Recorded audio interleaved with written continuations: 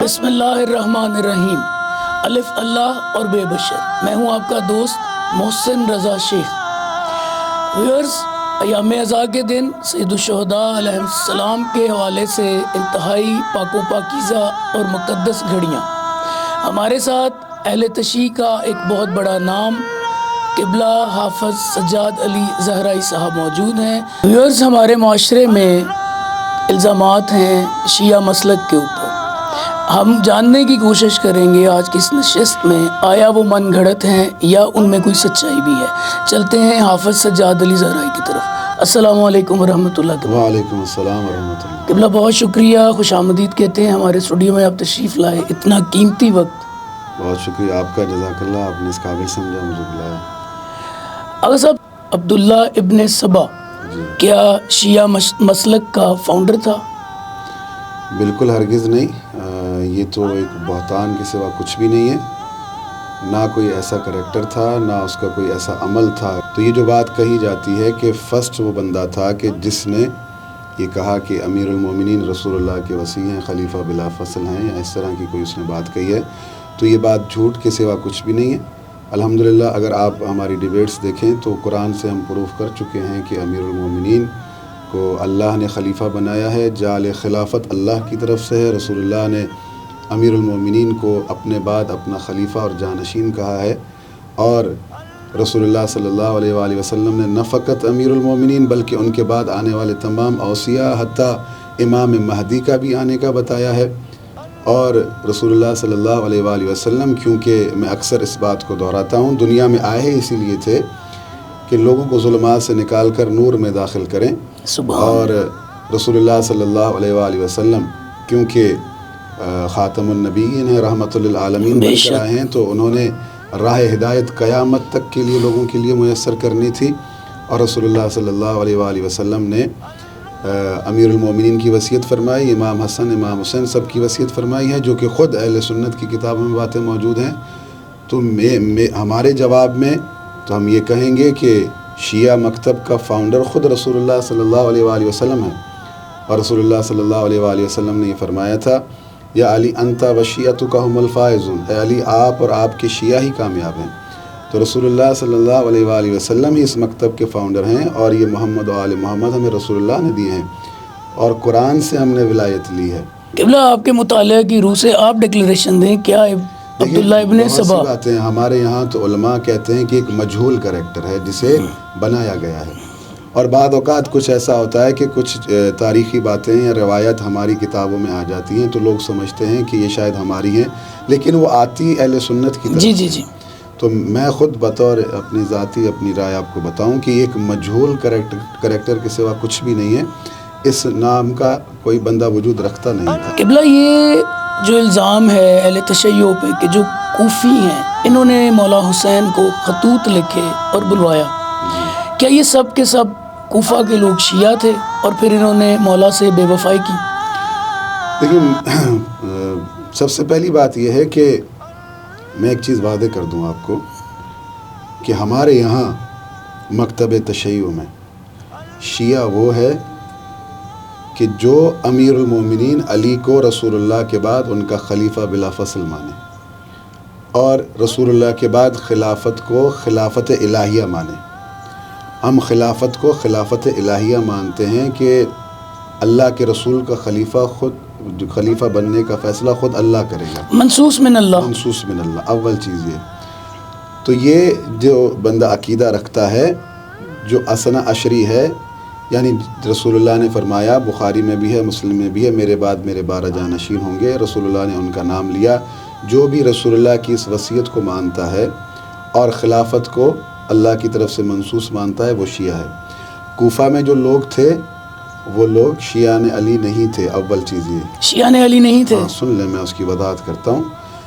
لفظ شیعہ جب آپ کسی کے پیچھے چلتے ہیں یا پیروکاری کرتے ہیں، یا بھائی میں ڈکلیئر کرتے ہیں کہ میں کس سے ریلیٹ کرتا ہوں، تو وہ بتاتے ہیں۔ کوفہ میں جتنے بھی لوگ تھے، یہ سب کے سب، میرا چیلنج ہے، کوفہ میں رہنے والے جتنے بھی لوگ تھے وہ سب کے سب امیر المومنین سے پہلے جتنی خلافتیں بنی تھی سب کو مان چکے تھے، لیکن جب امیر المومنین خلیفہ بنے تو انہوں نے امیر المومنین کو چوتھا خلیفہ مانا تھا۔ جی، اس سے پہلے جو 3 خلافتیں تھیں وہ اس کو ایکسیپٹ کر چکے تھے اور ان کو خلیفہ مانتے تھے، لیکن جب امیر المومنین خلیفہ بنے تو کیونکہ امیر المومنین سے جنگیں کی گئیں، لڑا گیا، تو جن لوگوں نے امیر المومنین کو چوتھا خلیفہ سمجھ کر ان کے ساتھ جہاد کیا مخالفین کے مقابلے میں، جی، تو انہوں نے خودکشی علی کہلوایا عربی زبان کے مطابق کہ ہم علی کو خلیفہ ماننے والے ہیں، علی کے شیعہ ہیں۔ جی، اور آپ تاریخ اٹھا کر دیکھ لیں، جو مخالفین تھے وہ کہتے تھے ہم شیعہ عثمان ہیں، یعنی اس گروپ کے ہیں۔ وہ کہتے تھے کہ ہم علی کے گروپ کے ہیں، اور وہ کہتے تھے کہ ہم حضرت عثمان کے گروپ کے ہیں۔ تو یہ جو گروپ کی بات ہے نا، یہاں مانا آئے گی گروہ کی۔ وہ جو امیر المومنین کے شیعہ کہلوا رہے تھے کہ وہ اس سینس میں نہیں کہلوا رہے تھے کہ وہ علی کو خلیفہ بلا فصل مانتے ہیں، رسول اللہ کا جانشین مانتے۔ اب معاملہ ہوا ایسا کہ جب امیر المومنین کی شہادت ہو گئی اور امام حسن نے حکومت دے دی، صلح کی، کیونکہ لوگ امام حسن کا ساتھ نہیں دے رہے تھے، اور امام حسن نے مصلحت اسلام کی خاطر کہ لوگوں کا خون نہ بہے ایک کنڈیشنلی حکومت دے دی شرائط کے ساتھ۔ جب لوگوں نے یہ محسوس کیا کہ ہم سے غلطی ہو گئی، ہمیں امام حسن کا ساتھ دینا چاہیے تھا، امام حسن کو مضبوط کرنا چاہیے تھا، تو ان کے اپنے دل کے اندر یہ فکر پیدا ہوئی کہ ہم سے غلطی ہوئی ہے۔ امام حسن نے حکومت دے دی، اب اس حکومت کو لوٹنا چاہیے تھا امام حسین کے پاس، امام حسن اگر شہید ہو چکے ہیں، تو یہ نہیں ہوا، اور وہ ایک خاندان کی اس میں داخل کر دی گئی کہ یعنی باپ کے بعد بیٹا، جی، بنو امیہ کے حوالے سے بات کر، بنو امیہ کے حوالے کر دی گئی، یعنی اس کو اس میں خاندان میں منتقل کیا جا رہا تھا، نسل میں منتقل کیا جا رہا تھا۔ تو لوگوں نے اس وقت اعتراض کیا کہ یہ ایسا نہیں ہونا کہ چاہیے، یہ ملوکیت ہے، یہ ملوکیت ہے۔ تو جو لوگ اعتراض کر رہے تھے تو وہ ایسا نہیں ہے کہ وہ امیر المومنین کو خلیفہ بلا فصل ماننے والے تھے، بلکہ انہوں نے کہا کہ یہ جو چیز ہو رہی ہے یہ غلط ہو رہی ہے۔ اس وقت انہیں احساس ہوا، تو انہوں نے امام حسین کو خط لکھنا شروع کیے کہ ہم سے اشتباہ ہو گیا، ہم چاہتے ہیں کہ جو آپ کے ساتھ کنڈیشن کی گئی تھی، جو عہد کیا گیا تھا، اس کو پورا کیا جائے، اور یہ اس طرح نسل در نسل ایک خاندان میں جا رہی ہے، حالانکہ آپ کا خاندان اعلیٰ خاندان ہے، آپ رسول اللہ کی اولاد ہیں، ہم سے غلطی ہو گئی۔ تو جب امام حسین کو خط لکھے کہ آپ کوفہ آئیں اور ہماری رہنمائی کریں، اب جب کوئی بلا رہا ہے تو یہ امام حسین کے اوپر تھا کہ اب جائیں، کیونکہ تاریخ میں ایسا ہوتا کہ لوگوں نے بلایا اور امام نہ آئے۔ تو امام کیونکہ چاہ رہے تھے کہ یہ اپنی نجات چاہتے ہیں، اور ان کو بات سمجھ آ گئی ہے کہ یہ خطا پر تھے، تو امام نے چاہا کہ ان کی مدد کی جائے کہ یہ حق کے راستے پر آئیں۔ تو امام حسین اپنے قافلے کے ساتھ، اپنی فیملی کے ساتھ آئے ہیں، کیونکہ امام بھی نہیں چاہتے تھے کہ یزید حاکم ہو۔ در حقیقت اسلام کی روح کو بدلا جا رہا تھا۔ تو امام جب آئے ہیں تو در حقیقت انہی لوگوں کے لیے مدد کے لیے آئے تھے۔ اب ان کے کانسیپٹ میں امام حسین خلیفۃ اللہ نہیں ہیں، وہ یہ چاہ رہے ہیں کہ وہ یزید سے بہتر ہے۔ ان کی جو سوچ تھی، ہمیں یزید نہیں چاہیے، ہمیں حسین چاہیے، کہ بھئی خلیفہ حسین کو ہونا چاہیے۔ ان کا عقیدہ یہ ہرگز نہیں ہے کہ وہ امام حسین کو خلیفۃ اللہ فی الارض مانتے ہیں، رسول اللہ کا وصی مانتے، نہیں، وہ چاہتے ہیں کہ یزید کی جگہ ہمیں امام حسین چاہیے۔ ٹھیک ہے، اب جب امام حسین آئے ہیں، کیونکہ آپ کو پتہ ہے کہ جب گورنمنٹ، جو لوگ اس سینس میں حکومت کو دیکھتے ہیں کہ بھئی حکومت ہی سب کچھ ہے، اس کو اپنا دین سمجھ لے، تو اب یہ ہوا کہ بعض اوقات جب حکومت کی مخالفت میں چیزیں ہوتی ہے تو لوگوں کو راضی کرنے کے لیے وہ ان کی فیور کے کام کرتی ہے۔ تو حکومت نے ان کو پیسے دیے، کچھ بھی کیا، وہ تاریخ میں حالات موجود ہیں، ان کی وفاداریوں کو تبدیل کیا کہ بھائی تم اس حکومت پر راضی رہو۔ وہ لوگ جو امام کو بلا رہے تھے وہ اس حکومت پر راضی ہو گئے، اس میں کچھ راضی نہیں ہوئے، کچھ راضی ہو گئے، جنہوں نے اپنی وفاداری بدل دی، جو سوچ انہوں نے اپنے دل میں بٹھائی تھی اس چیز کو بدل دیا۔ اب ان کی عقیدے میں امام حسین خلیفۃ اللہ ہے ہی نہیں۔ اب جب امام حسین آئے ہیں، یہی لوگ ان کے مخالف ہو گئے ہیں۔ جی، تو میرا یہ چیلنج ہے آپ کے توسط سے کہ کوئی یہ ثابت کر کے دکھا دے کہ اہل کوفہ ان کا عقیدہ یہ تھا کہ وہ امام حسین کو خلیفۃ اللہ فی الارض مانتے تھے، جو کہیں گے میں ان کو جرمانہ بھروں۔ جی بسم اللہ قبلہ، یقیناً آپ تاریخ دان ہیں اور صاحب مطالعہ ہیں، آپ کے پاس اس کے حوالے سورس نص موجود ہوگی۔ سید جواد نقوی صاحب ہیں اور وہ بھی آپ کی ہی مکتب فکر سے ہیں، وہ فرماتے ہیں کہ امام حسن مجتبیٰ کے ساتھ بھی جو بے وفائی ہوئی ہے، حتیٰ کہ ان کا بستر تک کھینچا گیا، شیعہ حضرات تھے، اور جو کوفہ بلانے والے تھے وہ بھی شیعہ حضرات، ظاہر ہے وہ بھی صاحب مطالعہ ہیں، تو یہ کانٹرڈکشن کیوں ہے؟ وہ بھی تو آپ کی مکتب فکر سے نہیں، دیکھیں بات انہوں نے کہی ہے، اب یہ سوال ان سے بنتا ہے آپ کا کہ جن لوگوں نے امام حسن کا مسلح کھینچا وہ پروف کر کے دے دیں کہ یہ وہ لوگ تھے کہ جو امام حسن کو خلیفۃ اللہ فی الارض مانتے۔ مختار ثقفی کا نام لیتے ہیں، مختار ثقفی بھی اگر تاریخ پڑھیں گے تو اس نے بھی یعنی پچھلی جو خلافتیں تھیں ان کے بارے میں کوئی ایسا نہیں تھا کہ بھئی اس کا عقیدہ بعد میں چینج ہوا ہے، وہ خلافت الہی کو اس نے بعد میں سمجھا ہے۔ آج بھی دنیا میں ایسے ہزاروں لوگ میں آپ کو علماء دکھاؤں جو اپنے مکتب کو چھوڑ کر شیعت میں آئے ہیں، جی جی، تو وہ پہلے اس خلافت کو منصوص من اللہ نہیں مانتے تھے، لیکن آج وہ 70 سال کے بعد یا 60 سال کے بعد 50 سال کے بعد ایک عالم شیعہ ہوا ہے، اب وہ خلافت کو منصوص من اللہ مان رہا ہے، تو وہ اس کنڈیشن سے نکل گیا باہر۔ تو وہ جو لوگ تھے جنہوں نے امام حسن کا مسلح کھینچا، اب یہ ان کو پروف کرنا پڑے گا کہ وہ لوگ امام حسن کو خلیفۃ اللہ فی الارض مانتے تھے یا نہیں، رسول اللہ کا وصی مانتے تھے یا اس سینس میں مانتے تھے کہ یہ مسلمانوں کا 5واں خلیفہ ہے۔ تو وہی جو میں آپ کو بتانا چاہ رہا ہوں نا، سمجھانا چاہ رہا ہوں کہ مولا علی کو جن لوگوں نے مانا اس میں سے اکثریت کی تعداد وہ تھی کہ جو ان کو چوتھا خلیفہ مانتی تھی۔ امام حسن کے ساتھ بھی وہی لوگ تھے، وہ ان کو 5واں خلیفہ مانتے تھے، لیکن وہ کہلواتے شیعہ تھے۔ جی جی، چونکہ وہ گروہ میں تھے، وہ اس کرنٹ ایشو میں وہ امام حسن کے ساتھ تھے یا مولا علی کے ساتھ، یہ واضح ہوگی بات۔ آغا صاحب، قاتلان حسین میں یا جو فوج کربلا میں جس نے مولا کو انکاؤنٹر کیا اس میں کوفی شامل تھے؟ کوفی تو شامل تھے۔ قاتلان حسین میں بھی کوفی تھے؟ بالکل۔ تو قبلہ شام والوں پہ الزام پھر کیوں؟ نہیں، حکومت کس کی تھی؟ اہل شام کی۔ نا بات سنیں، آپ پاکستان میں رہتے ہیں، پاکستان کی کتنی فوج ہے؟ جی، تو ضروری تھوڑی ہے کہ اگر فوجی کا تعلق اسلام آباد سے ہے وہ ڈیوٹی کراچی میں کر رہا ہے، تو حکومت کے جو فوجی ہیں وہ کہیں پر بھی ان کو بھیجا جا سکتا تھا۔ تو یہ جو لوگ تھے مکس تھے، اس میں کوفی بھی تھے، اس میں شامی بھی تھے۔ ابن زیاد نے کیونکہ جب آیا تھا بصرے میں تھا، تو جب آیا تھا کوفہ میں، جب کوفہ کا اس نے کنٹرول سنبھالا تو وہاں کی جو فوج تھی حکومت کی وہ تو اس کے آلریڈی کنٹرول میں تھی، کچھ اس نے وفاداریاں بدلوائی، لوگوں کو اپنی اور مزید اس میں شامل کیا، کچھ اس نے یزید سے مدد مانگی کہ آپ ہمیں اور بھی فوج دیں تاکہ ہم حسین کا مقابلہ کر سکیں۔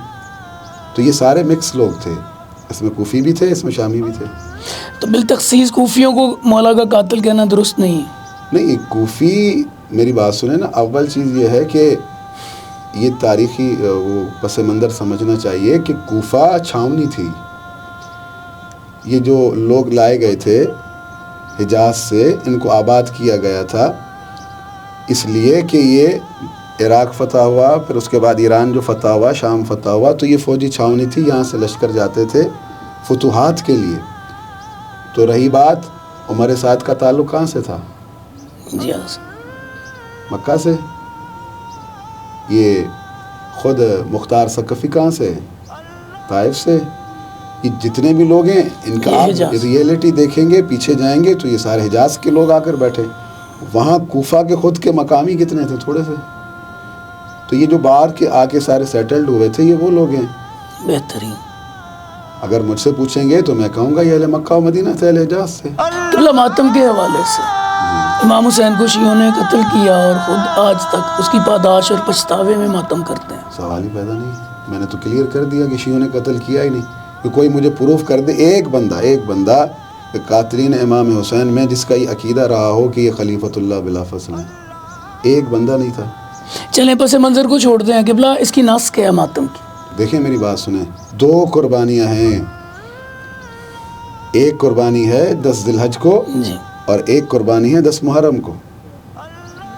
10 ذی الحج کی قربانی میں نبی زادہ نبی زادے کی گردن چھری سے بچا لی گئی، لیکن 10 محرم کی قربانی میں نبی زادے کی گردن چھری سے نہ بچ سکی، تو جس کی گردن بچا لی گئی اس کی یاد میں تو منڈیاں سجا دی گئیں، بڑے جوش و خروش سے عید منائی جاتی ہے۔ اور وہ نبی زادہ کہ جو رسول اللہ کو سب سے زیادہ عزیز تھا، اس کے لیے رسول اللہ نے فرمایا کہ ان الحسین مصباح الہدی و سفینۃ النجات، حسین ہدایت کا چراغ ہے، نجات کی کشتی ہے۔ اور اس کے علاوہ رسول اللہ نے بہت ساری احادیث امام حسین کے لیے بیان کی ہیں۔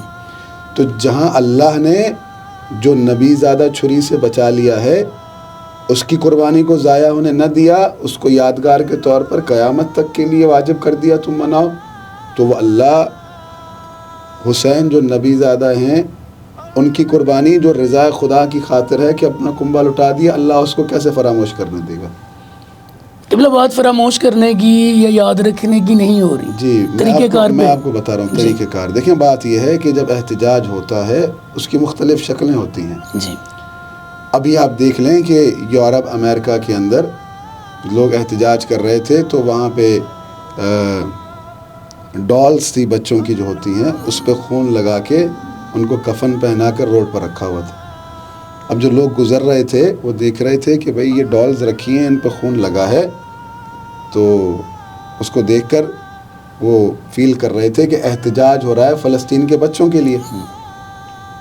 تو یعنی ویسی شبیہ بنا کر ویسی چیزیں کر کے وہ لوگوں کو دکھا رہے ہیں کہ بھئی دیکھو دنیا میں یہ ظلم ہو رہا ہے۔ جی ایک خاتون ہے جس نے اسرائیلی فوجی کا ڈریس پہن رکھا ہے، وہ ایک دوسری خاتون کو گھسیٹ رہی ہے بالوں سے، جس نے فلسطینی رومال پہن رکھا ہے، تو وہ ریئیکٹ کر کے دکھا رہے ہیں کہ یہ فلاں زمین پر اس طرح کا منظر کشی کی جا رہی ہے۔ تو جب جو قربانی امام حسین نے دی ہے اور جس طرح سے ان کے خانوادے کو، بچوں کو، ان کے ساتھیوں کو قتل کیا گیا ہے، تو اس کی یاد میں یہ چیزیں منائی جاتی ہیں اور کی جاتی ہیں۔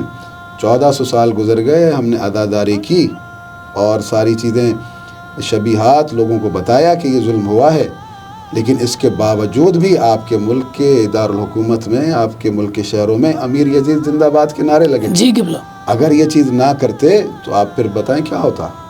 اللہ اکبر۔ اگر یہ ماتمداری، عزاداری، اس یاد کو نہ منایا جاتا تو پھر کیا ہوتا؟ کیسے ممکن تھا کہ رسول اللہ کے خاندان، ان کے بچے اس طرح سے بے دردی سے قتل کیے گئے؟ یہ ماتم اس غصب شدہ حق کی یاد ہے کہ بھائی یہ ظلم اس پر کیا گیا، اس خاندان پر کیا گیا کہ جس خاندان سے رسول آیا اور ہمیں ہدایت دی، ہمیں دین پہنچایا۔ کیا رسول اللہ کا دین پہنچانا اور لوگوں کا کہنا کہ یا رسول اللہ آپ نے ہم تک دین پہنچایا، ہم آپ کو کیا اجرت دیں؟ تو رسول اللہ نے کیا مانگی تھی؟ اللہ نے کیا کہا تھا؟ ان سے مودت رکھو۔ تو مودت کا حق یہ تھا کہ ان کو اس طرح سے قتل کیا جاتا، ان کا اس طرح سے غصب کیا جاتا۔ امام زین العابدین کا آپ وہ جملہ دیکھ لیں، جب وہ لوٹے ہیں مدینہ واپس تو خطبہ دیتے کہا کہ لوگوں، اللہ نے ہماری مودت قرآن میں واجب کی ہے، اور اللہ نے اگر ہم پر ظلم کرنے کا حکم دیا ہوتا تو تب بھی لوگ ہم پر اتنا ظلم نہ کرتے جتنا مودت کا حکم دینے کے بعد کیا گیا۔ اللہ رسول زادیاں 1 سال تک قید تھی حکومت کے اس میں زندان میں۔ کہاں تھے مسلمان؟ محمد مصطفیٰ کی بیٹیاں زندان میں تھیں، کیا کیا لوگوں نے؟ قبلہ میرا سوال وہیں پہ اسٹینڈ کرتا ہے۔ آپ کی بات بالکل ٹھیک۔ یا حسین کی بجائے واہ حسین کہنا چاہیے، یہ سلوگن آج کل مارکیٹ میں موجود ہے۔ دوسری بات، ماتم اور یہ جو جتنے بھی آپ جس طرح بتا رہے ہیں اظہار ہے غم کا مولا کے ساتھ عزاداری کا، کسی امام کی نص میں اس طرح کا ماتم موجود ہے؟ بالکل موجود ہے۔ قبلہ بولے یا حسین اور واہ حسین کو ایڈریس کر۔ یہ جو واہ حسین والی بات ہے نا، ادھر حقیقت یہ ہے کہ واہ حسین کہہ کر، حسین کے عمل کو اچھا کہہ کر ہم باطل کو بھی اچھا کہہ جائیں، لیکن بات یہ ہے کہ ضروری نہیں آگا صاحب، اگر آپ واہ حسین کہہ رہے ہیں تو باطل کو بھی واہ تو نہیں کہہ بات یہ رہے۔ ہے کہ آپ بیک پر نہیں جائیں گے، آپ کو بالکل بات سمجھ میں نہیں آئے گی۔ جی بسم اللہ۔ بات یہ ہے کہ امام حسین نے قربانی دی، دین کو بچایا، آپ نے واہ حسین کہہ دیا۔ اب آپ اس بات پر کیوں نہیں آ رہے کہ حسین کے ہوتے ہوئے یزید خلیفہ کیوں بنا؟ اصل مسئلہ یہ ہے، آپ کے ذہن میں یہ سوچ کیوں نہیں آ رہی کہ بھئی یزید جیسا مسلمانوں کا خلیفہ کیوں بنا، جہاں سفینۃ النجات ہدایت کے چراغ موجود تھے، تو یہ لوگ کیسے آ گئے؟ کہ ہمارے اہل سنت دوست، میں معذرت چاہتا ہوں انٹرپٹ کروں، میں چاہتا ہوں کہ بات یہیں سے مکمل ہو جائے.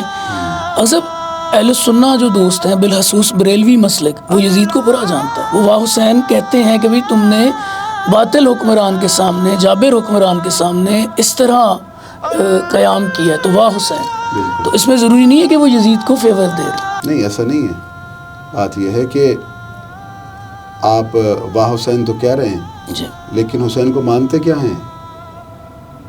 کہ وہ رسول اللہ کے نواسے ہیں فقط. یہ چیز ہے نا مہم چیز. آپ نے واہ حسین کہہ دیا، ہم نے آپ کا واہ حسین قبول کر لیا. اب ہمارا سوال یہ ہے کہ آپ حسین کو کیا مانتے ہیں؟ فقط رسول اللہ کا نواسہ مانتے ہیں یا ان کو اللہ کی طرف سے حجت مانتے ہیں؟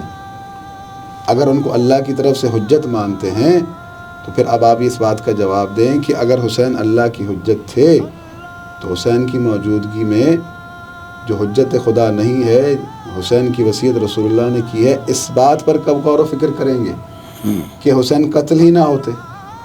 میں یہ کہہ رہا ہوں، بات یہ ہے کہ اگر تو آپ واہ حسین کہہ کر جان چھڑوا لیں گے تو آپ یہ بتا دیں کہ بھئی حسین پر جو ظلم ہوا اس وقت یہ جو نظام بنا، اس دونوں نظاموں سے آپ نے اپنی کیا تربیت کی،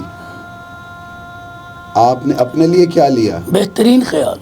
قبلہ میں نے عرض کی کہ کیا کسی ائمہ معصومین میں سے کسی ایک امام نے اس طرح ماتم کیا؟ بالکل کیا ہے، اور انہوں نے ترغیب دی ہے. اگر آپ پوچھتے ہیں تو امام کئی روایات ہیں، اگر میں ایسے روایتیں پڑھنا شروع کروں قبلہ گا، امام ایک رضا آدھ علیہ روایت. السلام امام رضا علیہ السلام جب چاند دیکھتے تھے تو ان کا گریہ باہر کے لوگ سنتے تھے، وہ اپنا چہرہ پیٹتے تھے. قبلہ جان، نبی زادیوں نے اپنے چہرے پیٹے ہیں. دیکھیں بی بی زینب سلام اللہ علیہا سے بڑھ کر کوئی دین جاننے والا نہیں ہے. بے شک. رسول اللہ کی آل سے بڑھ کر کوئی دین جاننے والا نہیں ہے. امام زین العابدین علیہ السلام پر جو ظلم ہوا ہے، امام زین العابدین علیہ السلام نے اپنی آنکھ خشک نہیں ہونے دی. یہی چیز میں آپ کو سمجھانا چاہ رہا ہوں. رونا پیٹنا اللہ نے خود قرآن میں کہا ہے، لا يحب اللہ الجہر بالسوء من القول الا من ظلم، کہ اللہ جہر کو پسند نہیں کرتا کہ کوئی سر و صدا کرے، الا من ظلم، مگر جس پر ظلم کیا ہے تو اللہ پسند کرتا ہے. اب اس ظلم پر میں جہر کر رہا ہوں کہ کیوں نہ امام حسین ناحق قتل کیے گئے، تو اللہ اس بات کو پسند کر رہا ہے. ویسے اللہ کہہ رہا ہے مجھے یہ چیز پسند نہیں، ہاں مگر جس پر ظلم ہوا ہے تو اجازت کون دے رہا ہے؟ اللہ. قبلہ جہر کی ذرا وضاحت فرمائیں. دیکھیں یہ جہر یہی ہے کہ رونا پیٹنا اور اس بات کو یاد کرنا کہ یہ آپ کہاں سے کہہ رہے ہیں؟ کیسے کہہ سکتے کہ جہر کے معنی رونا پیٹنا؟ بالکل ایسا ہی ہے کہ آپ سر و صدا کر کے کسی چیز کا واویلا کر رہے ہیں کہ بھئی یہ ظلم و زیادتی ہوئی ہے. آج اس زمانے میں اگر کسی کا حق چھنتا ہے وہ جا کے سینہ پیٹنا شروع کر دیتا ہے پریس کلب کی آگ نے. جی. وہ کیا کر رہا ہوتا ہے؟ جہر ہی کر رہا ہوتا ہے. اس پر ظلم ہوا ہے، پیٹرول مہنگا ہوتا ہے، لوگ آ کر جو ہے وہ رونا پیٹنا شروع کر دیتے ہیں، احتجاج کرتے ہیں. تو یہ جہر ہی ہے. کیوں کر رہے ہیں جہر؟ کہ ان پر ظلم ہوا ہے. تو جب یہ انسان کی فطرت میں ہے کہ اس کے ساتھ زیادتی ہوتی ہے تو وہ آ کر جہر کرتا ہے. اور اللہ نیچر کے خلاف کبھی بھی فتویٰ نہیں دیتا. اگر آپ پر ظلم کیا گیا ہے، آپ اس کو یعنی آشکار کریں گے، روئیں گے، پیٹیں گے، اس کا واویلا کریں گے میرے ساتھ ظلم ہوا ہے. بہت شکریہ حافظ سجاد علی زہرائی صاحب، اتنے قیمتی وقت میں سے آپ نے آج ہمیں یہ موقع عنایت کیا. بہت شکریہ سر. قبلہ جان السلام علیکم. السلام.